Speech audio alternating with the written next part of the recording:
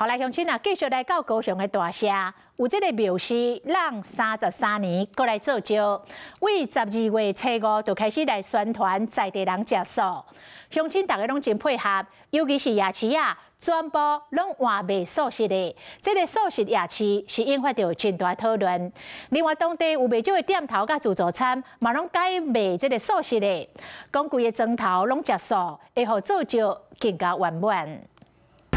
暗时的夜市啊，有几大美食，也毋过这届真特别，因为总部拢干那卖素食。平常时夜市啊接款读课的玩啊，这届也改做是素食的。臭豆腐、番麦甲番薯球，全部拢是做素食。原来这是伫高雄大社庙市，因为自昨开始到10档有做招的活动，计33档搁在举办。庙方对初5开始宣传食素。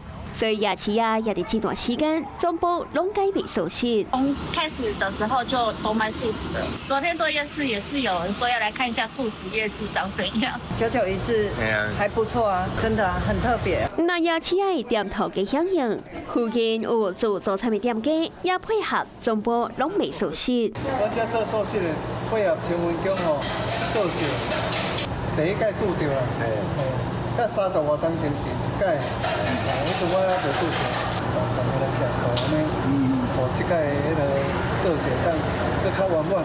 那我们的建教离上一次已经有33年了，有跟信徒啦或是店家宣导说，拜托他们能不能卖素食的，我们要求上天保佑。乡亲响应食素，祈求做招的活动平安顺遂。期间限定的素食夜市啊，也意外引起讨论。